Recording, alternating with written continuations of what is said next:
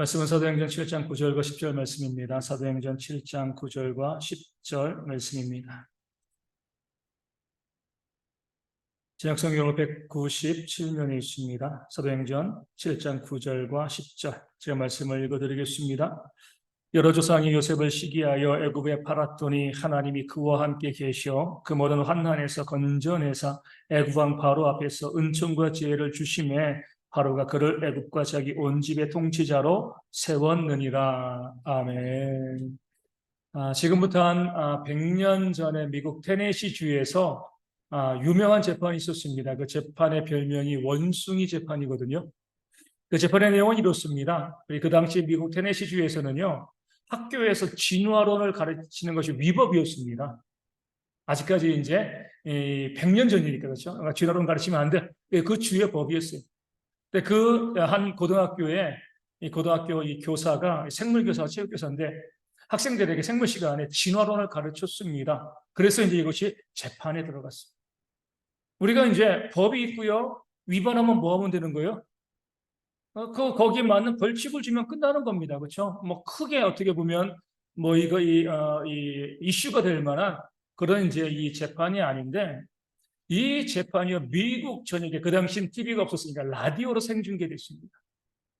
그리고 그 재판 이 생물교사를 이 변호하기 위해서 뉴욕에 있는 가장 최고의 변호사가 오고요. 또 검사로는 부통령 출신 후보 출신 그 검사가 또 그 이 재판에 임했습니다. 다시 말씀드리지만 법이 있고 우리 교통법규 어기면 뭐 하면 돼요? 이의 신청한다든가 뭐 이제 벌금 내고 끝나면 되는 겁니다. 그렇죠? 그런 건데도 이 전국적으로 이슈가 된 거예요. 왜 이슈가 됐을까요? 겉으로는 그냥 그 교사에 대한 위법에 대한 재판이지만 그것이요 담고 있는 의미가 진화론 대 창조에 대한 재판이었기 때문에 그렇습니다. 겉으로 보면은 그냥 한 사람에 대한 재판이지만 그 의미가 진화와 창조에 대한 그런 재판이었기 때문에 온 미국의 이슈가 되어지고요. 모든 미국 사람들이 그 재판을요 방송으로 직접 듣는 그런 일들이 있었습니다. 요즘 우리나라에서 벌어지는 재판도 잘 모르는데 100년 전 미국에 있는 그 재판이 아직까지 우리 가운데도 회자되어지고 있는 거죠. 왜요? 아직까지도 진화와 이 창조에 대한 그런 다툼과 싸움이 이 세상 가운데 있기 때문에 그렇습니다. 이 스데반의 재판도 마찬가지죠. 2000년 전의 재판입니다. 이 공회에서 유대인들과 스데반이 지금 이 논쟁하고 있는 거예요. 다투고 있는 거예요. 유대인들은 스데반을 죽이려고 하는 거고 스데반은요 자신의 진리를 증거하고 있는 거죠. 아니 굳이 2000년 전에 그 예루살렘에서 있었던 그 재판을 우리가 알아야 될 필요가 있는가? 왜 이렇게 자세하게 성경은 이 재판을 우리 가운데 기록해 놓고 있는가? 왜냐면은요, 이 재판이 지금도 이 시대의 교회 가운데 그대로 벌어지고 있기 때문에 이런 두 가지 양상의 교회 가운데 보여지고 있기 때문에 그렇습니다. 유대인들이 있고요, 스데반이 있어요. 유대인들은 무엇을 대표하죠? 보이는 것을 믿는 거죠. 보이는 것을 주장하는 겁니다. 성전과 또 규례, 율법을 주장하고 있습니다. 그러니까 모세를 따르는 자들이었어요. 그들은요, 보이는 것만을 주장하고 보이는 것만을 붙잡고 살아가는 사람들이었습니다. 반면에 스데반은 어때요? 모세가 아니라 아브라함을 내세우는 거죠. 아브라함의 믿음을 보여주는 겁니다. 우리는 믿음으로 구원받는 것이지 그 율법을 지킴으로 우리가 구원받고 성전에서 예배함으로 구원받는 것 아니다. 믿음이다. 그러면서 스데반이 무엇을 내세우죠? 지난주에 할례죠. 그렇죠? 이 할례는 유대인들에게 있어서는 구원의 조건이었습니다. 율법보다 중요한 거였어요. 할례를 받으면 우리가 아브라함의 자손인 것이고 그 할례 때문에 구원받을 수 있다. 이렇게 생각을 했습니다. 스데반은 무엇이라고 이야기해요? 그 할례를 아브라함에게 주신 것이 아니냐. 할례도 뭐예요? 믿음의 표징이다. 아브라함이 믿음으로 할례를 받은 건 아니겠느냐. 그 할례조차도 바로 믿음이다. 이렇게 이야기하고 있는 것입니다. 한쪽은요 보이는 것들 성전, 율법, 할례, 또 한쪽은 보이지 않는 믿음에 대해서 줄기차게 이야기하고 논쟁하고 있는 거예요. 흥미로운 것은 이들이 다 근거로 삼고 있는 그런 자료가요 똑같다는 거예요. 유대인들은 무엇을 가지고 오직 보이는 것을 가지고 구원받을 수 있다고 주장하나요? 구약 성경과 이스라엘 역사입니다. 스데반은요 무엇을 가지고 오직 믿음으로 구원받을 수 있다 이 사실을 증거하죠. 그것도 구약 성경과 이스라엘 역사입니다.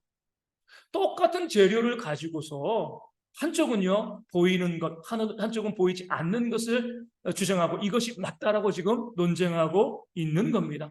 요즘 이단들도 그러잖아요. 우리 불교는 이단인가요? 타종교죠. 거긴 불경이 있으니까 성경이 없어요, 그렇죠? 근데 어떤 데가 이단이에요?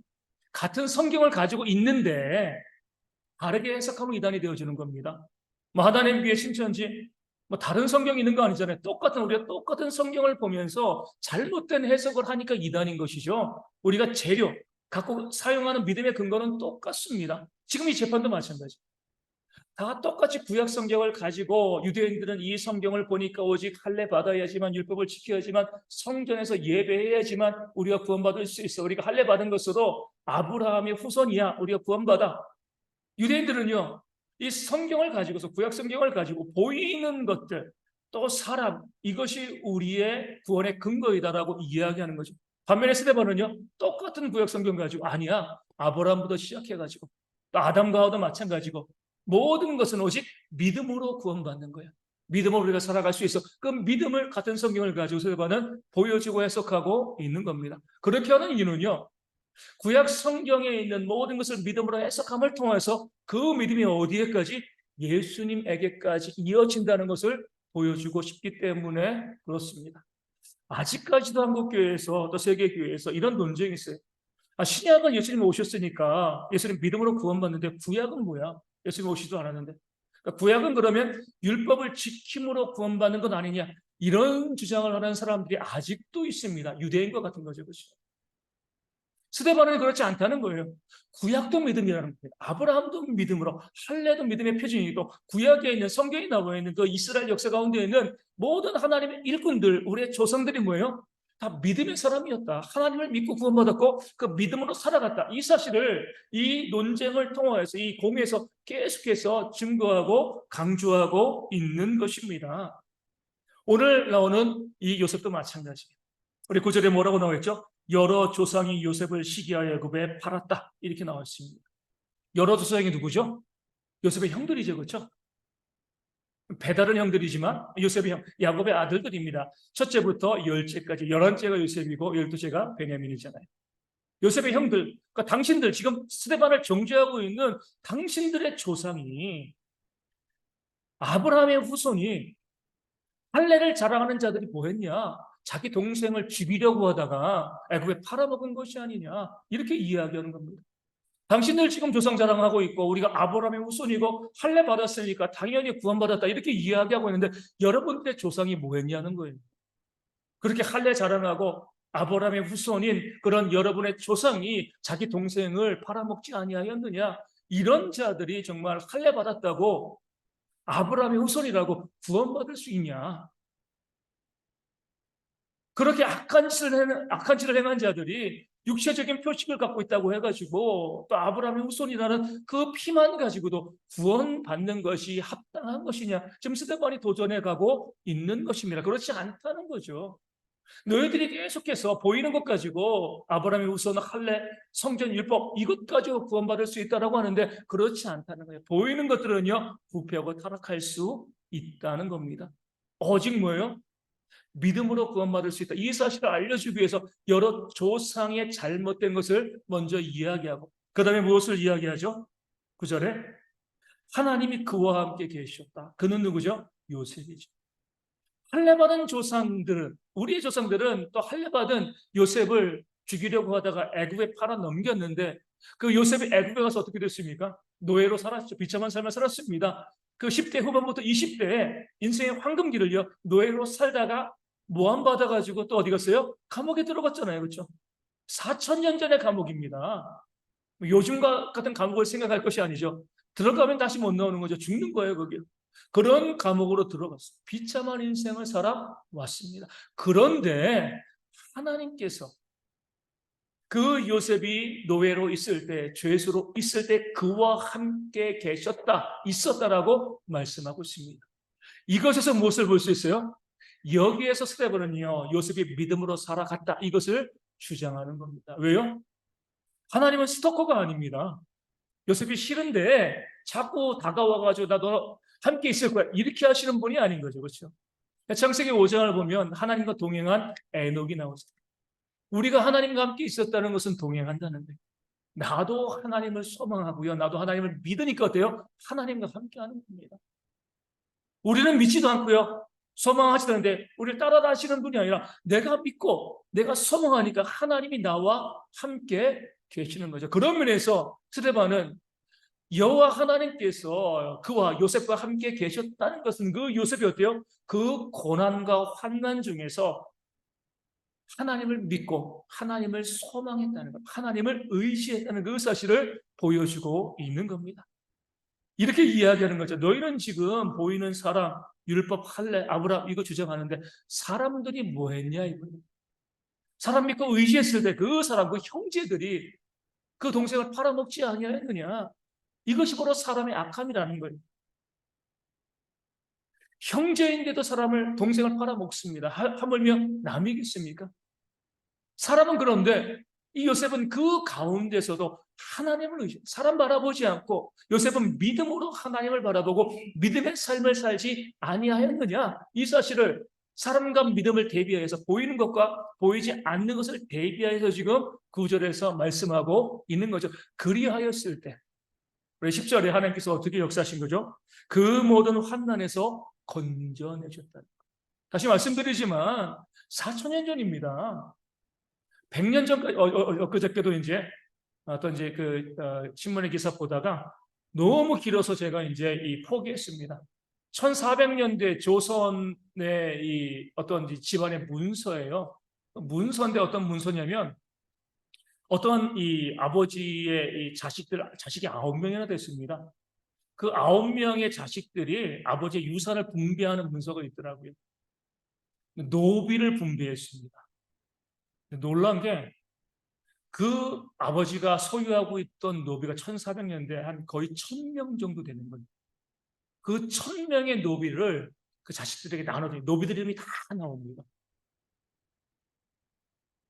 한 4대까지 그 노비였으면 그 자식, 증손까지 그 다 노비가 되는 거죠.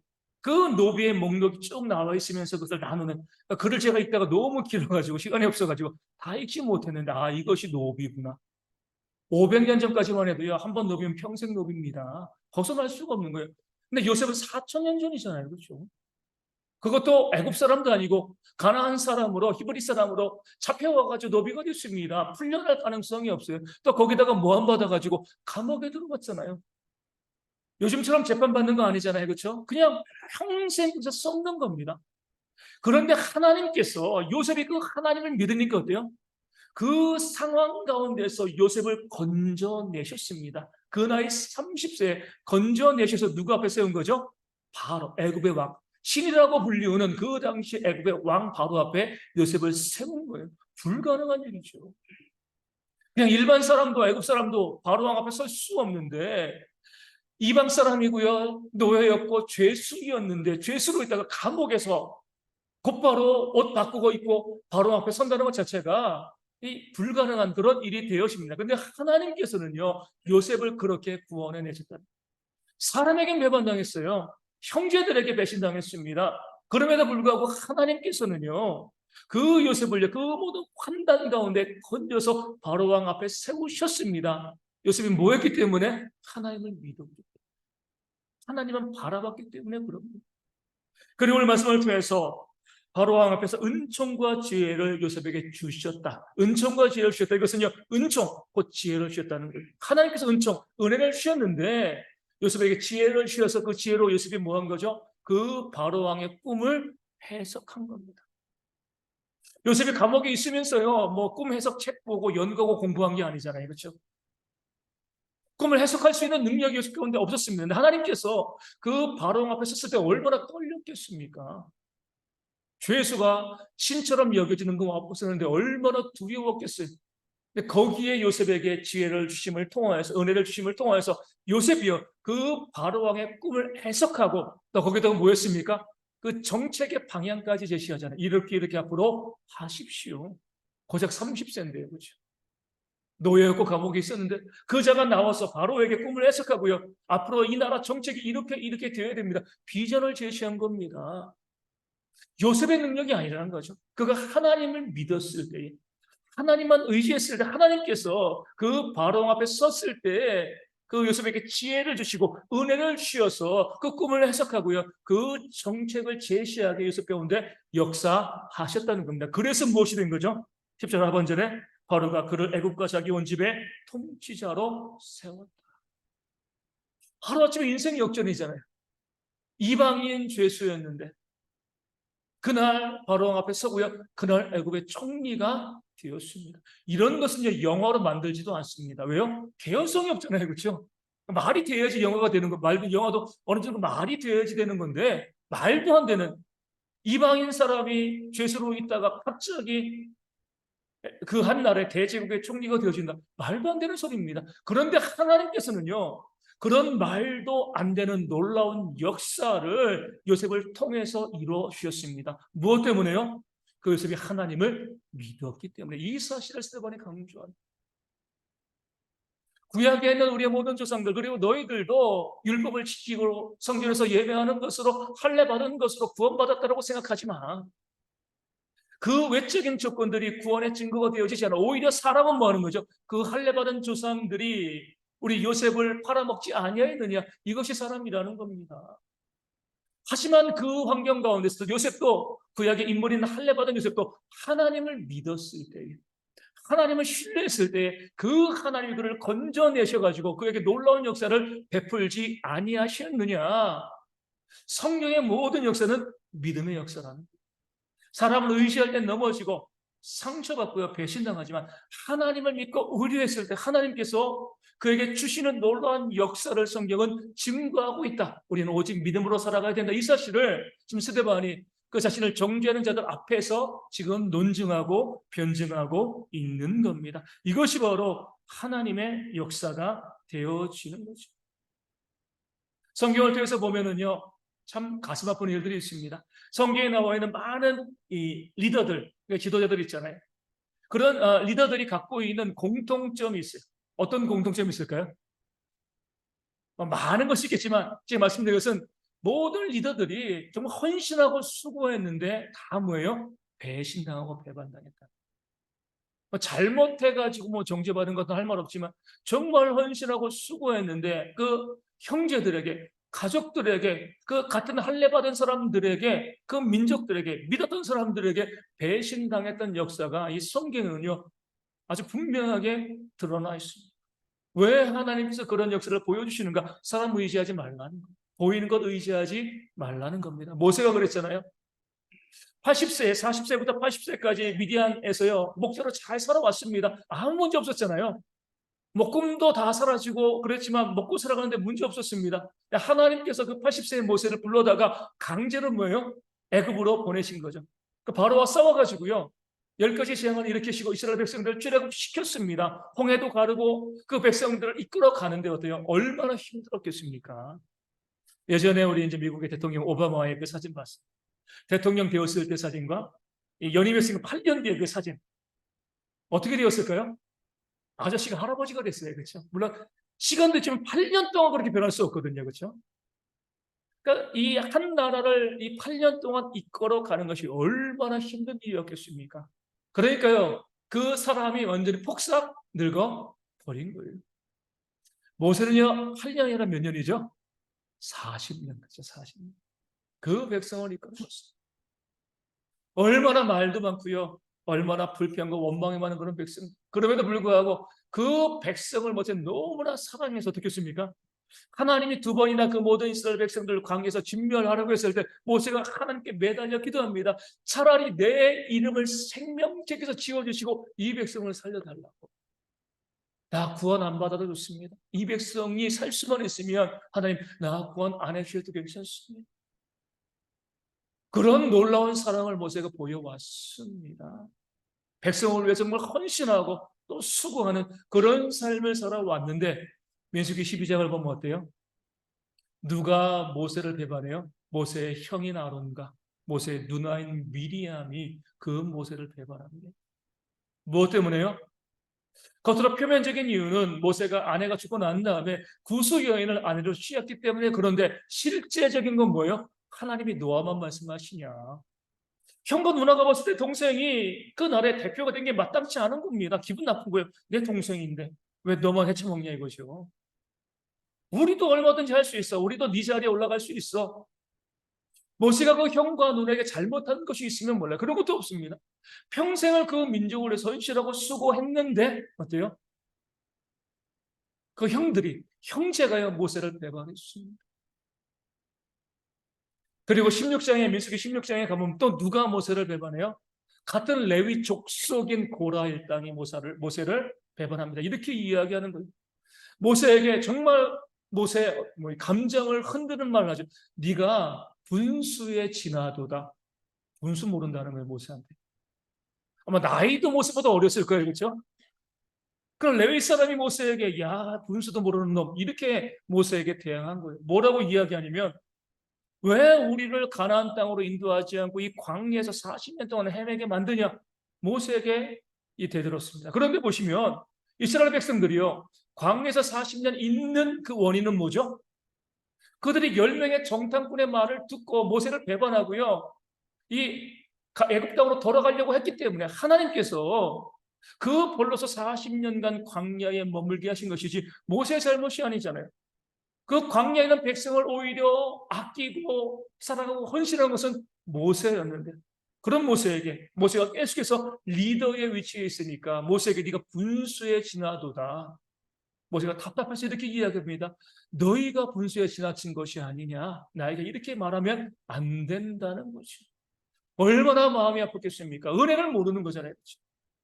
그렇게 백성들을 위해서 헌신하고 수고하고 애썼는데 결국 그 동족들, 그 사람들, 그 형제에게서 다가온 것은 배신이었습니다. 다윗도 마찬가지입니다.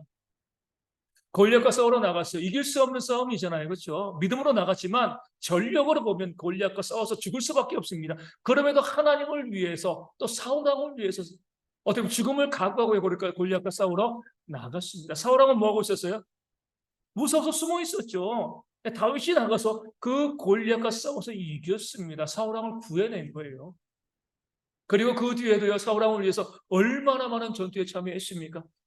사울의 왕권을 강하고요 그 사울을 왕으로 세우는데 이 다윗만큼 헌신한 사람이 없었습니다.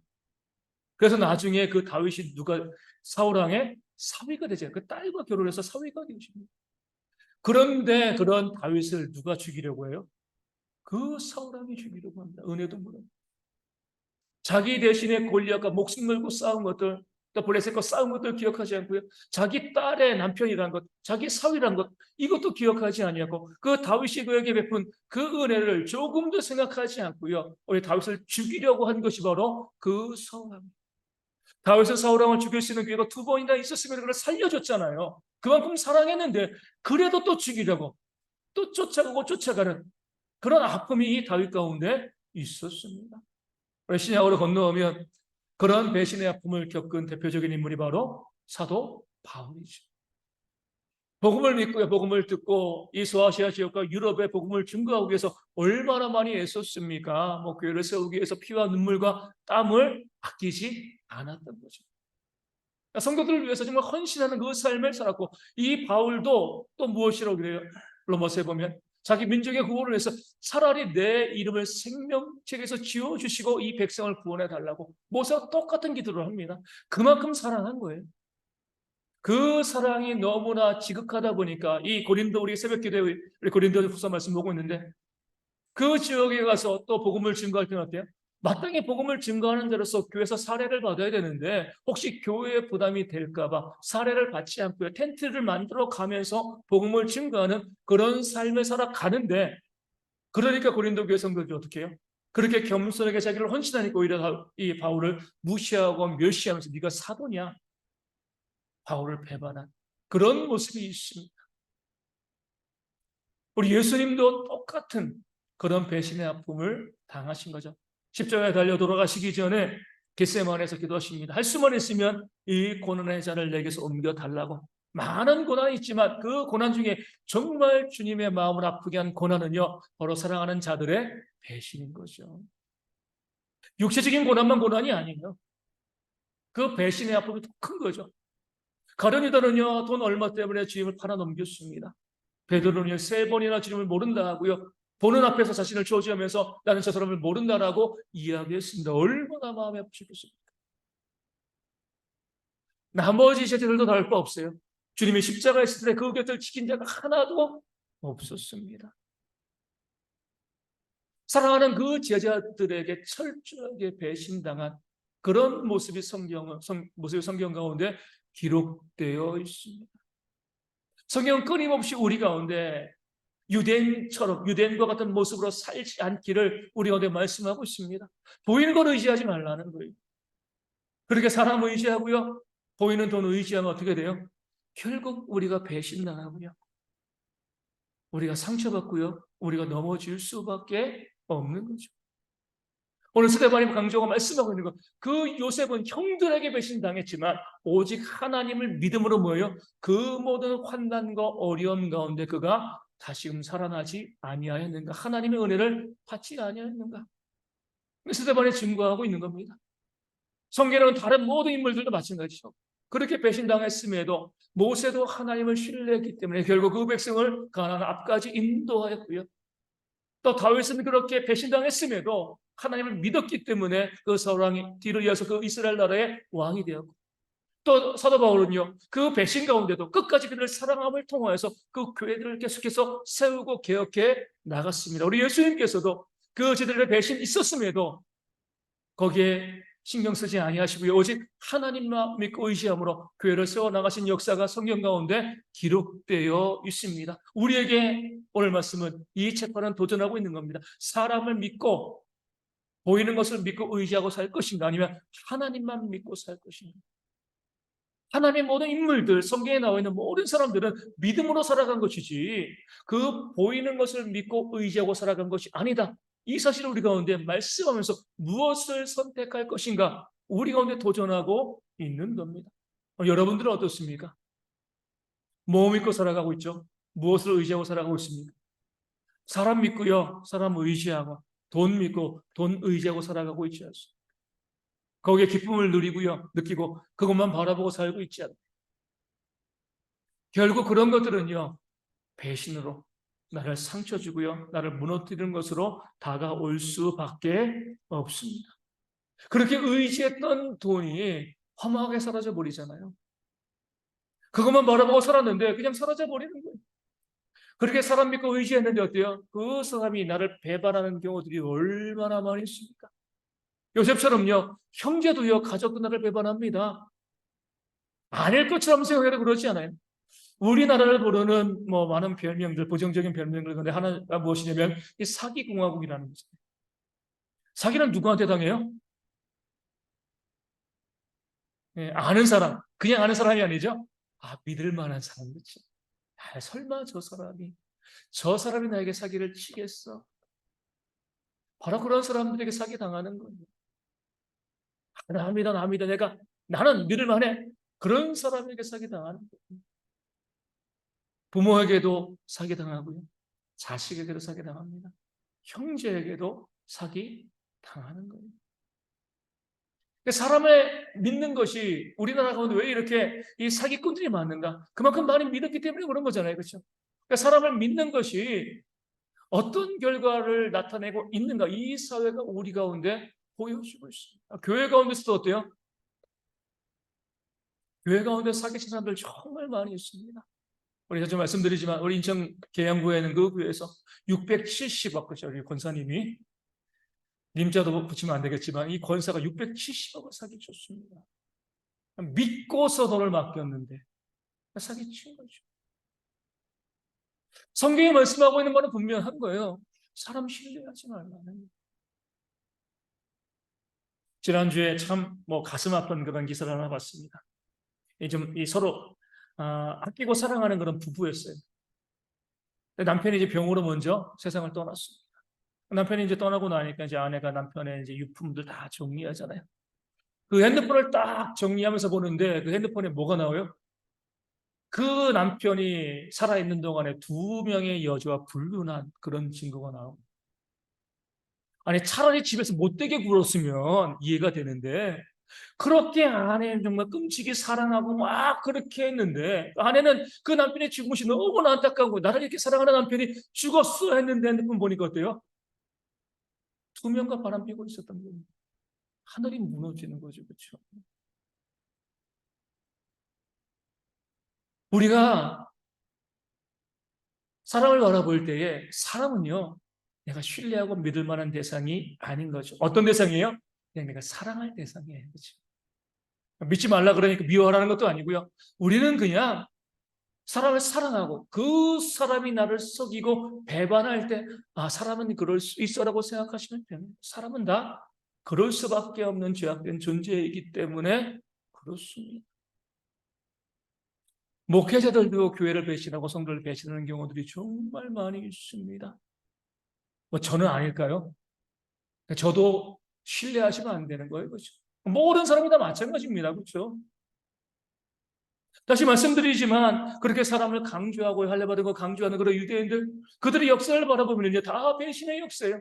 그렇게 할례받았다라고 이야기하고요 하나님의 자녀라고 이야기하면서도요 사람들 배신하고요 그 마음에 상처 주는 것이 그런 하나님 믿는 백성들의 모습이다라고 성경은 보여주고 있는 겁니다. 그것을 우리가 그럴 수 있다라고 생각해야죠. 사람이니까 그럴 수 있다라고 생각할 수밖에 없습니다. 그렇기 때문에 우리는 뭐 하는 거죠? 철저하게 오늘 스데반이 고백한 것처럼 하나님을 믿는 거예요. 사랑은 어떤 대상이라고요?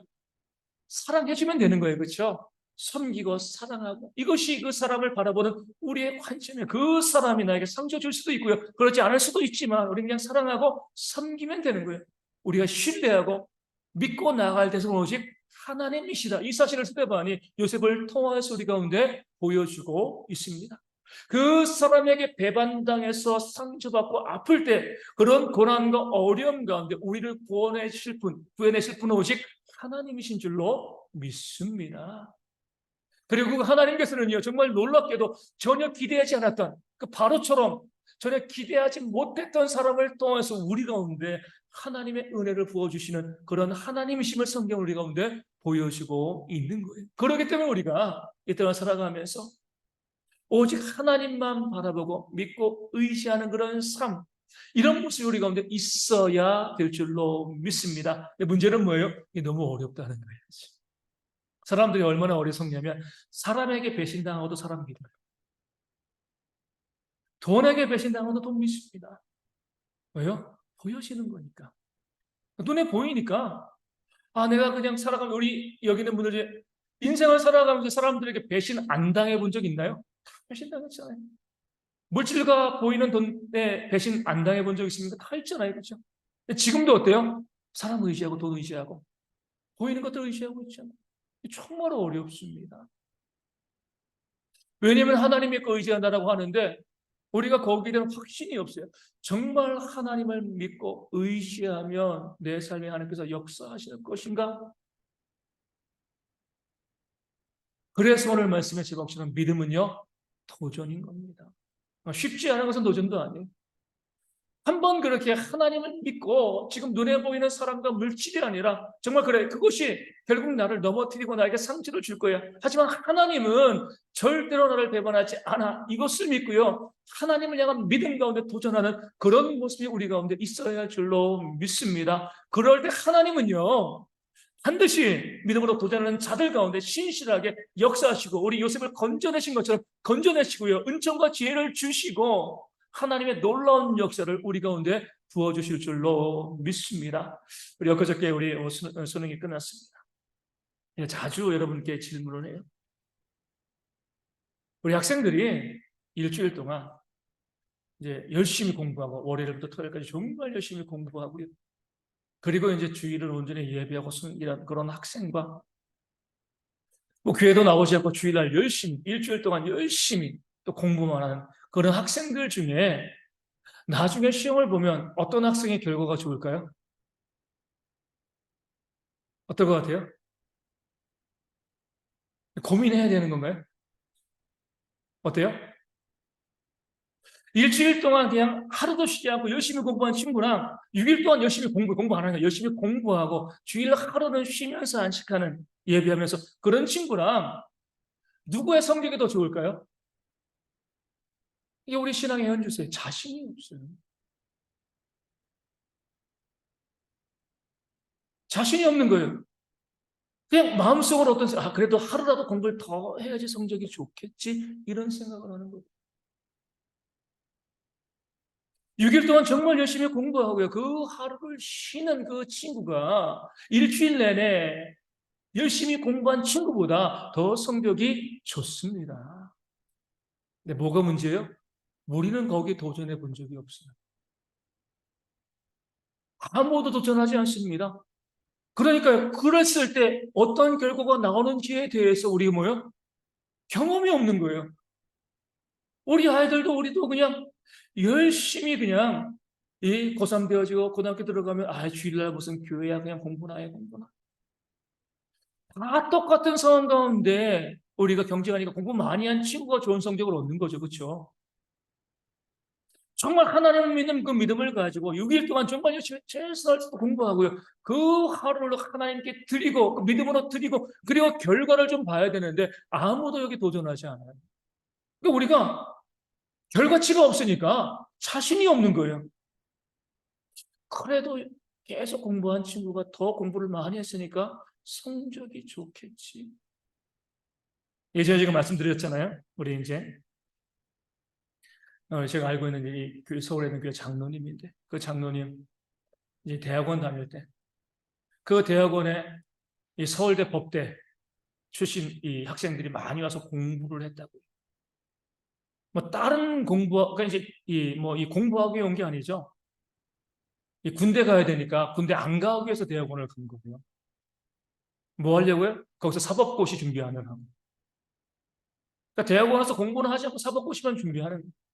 얼마나 열심히 공부했겠습니까? 근데 이제 그분이 그 당시 보니까 서울대에서 와서 많이 공부한 친구 중에 딱 한 명만 주일날은 쉰다는 거예요. 그러니까 교회 다니는 것도 아니고, 교회 다니는 것도 아니고, 주일은 쉰다는 거예요, 주일날. 이제 일주일 동안 열심히 공부했으니까 주일날은 쉬고서 또 이제 뭐 여행도 다니고 또 이제 이렇게 하고 나머지 친구들은요, 뭐 주일이 어디 있어요? 사법고시가 이제 닥치는데 정말 열심히 공부했다는 거예요. 막상 고시를 보니까요, 주일날 쉰 그 친구만 합격했다는 거예요. 이분이 교회 다니는 것도 아니고 이게 뭔가 하나님이 그렇게 사람을 만드셨습니다. 여러분도 그러잖아요. 일주일 동안 열심히 공부하면요 능력이 오르나요? 안 오나요? 그렇죠? 공부를 많이 한다고 공부가 잘 되는 거 아니에요? 하고 쉬는 것이 이게 균형이 잡혀야지. 계속 공부하는 친구들은 10시간 공부해도요. 공부하다가 쉴 때 쉬는 친구들 3시간 공부하는 것보다 공부를 못해요. 하나님이 우리를 그렇게 만들어 주셨습니다. 쉬어야 하지만, 물론 아까 말씀드린 것처럼 우리가 이제 교회 가운데 그런 아주 이제 못된 친구들이 있어 문제죠. 일주일 내내 공부 안 하고요. 주일날 열심히 예배하고 하나님 좋은 성격 주세요. 안 되죠, 그거는. 그렇죠. 일주일, 6일 동안 열심히 공부하고 하루를 온전히 쉴 때 하나님께서 지혜를 주시는 것이지. 내내 놀다가 나 교회 다니고 예배했으니까 하나님 나 성적 책임져 주세요. 이렇게 하면 안 되는 거잖아요. 그렇죠. 근데 우리는요, 그런 하나님께서 우리 가운데 믿음 가운데 나갔을 때 역사하신다는 것에 대한 신뢰가 없습니다. 믿음으로 도전했을 때에 하나님께서 반드시 우리 가운데 역사하시는데 도전해 본 적이 없어요. 그러니까 어떻게 계속 보이는 것들 사람 의시하고요. 또 돈 의시하고 또 배신당하고 그래도 또 의시하고 사람 의시하고 돈 의시하고 평생 이것이 우리의 삶 가운데 반복되어지는 악순환에 빠지게 되어 있는 겁니다. 오늘 스데반 우리 가운데 도전합니다. 믿음으로 한번 살아봅시다. 믿음에 도전합시다. 그 요셉은 이제 불가능한 상황 가운데 있어도 하나님을 믿었을 때에 하나님의 놀라운 역사를 경험하게 되었습니다. 믿지 아니했다면요 평생 그 노예로 또 죄수로 그렇게 그 삶을 다 사용해 버렸을 거예요. 믿음이 있었기 때문에 그 고난 가운데 그런 건짐을 받고요 하나님의 위대한 일꾼으로 또 이스라엘의 조상으로 그 이름을 남길 수가 있었습니다. 오늘 우리도 비록 하나님을 믿고 나아가는 것이 정말 큰 도전입니다. 정말 그 일이 이루어질까? 정말 그 역사가 있을까라는 그런 의심이 들 수 있습니다. 하지만 하나님께서 원하시는 길로 하면, 지금 믿음이라고 하면 그 믿음을 가지고 한번 도전해 보시면 저는 보장합니다. 하나님께서 반드시 우리의 삶 가운데 그 믿음 가운데 역사하실 줄로 믿습니다. 그 믿음의 경험을 가지고 우리 나머지 인생을요, 하나님의 놀라운 역사를 경험하며 살아가는 병의 모든 성도 되어지기를 주님의 이름으로 축원을 드립니다. 우리 말씀을 기억하시고 함께 찬송하시고 기도하겠습니다. 391장 함께 찬송하겠습니다.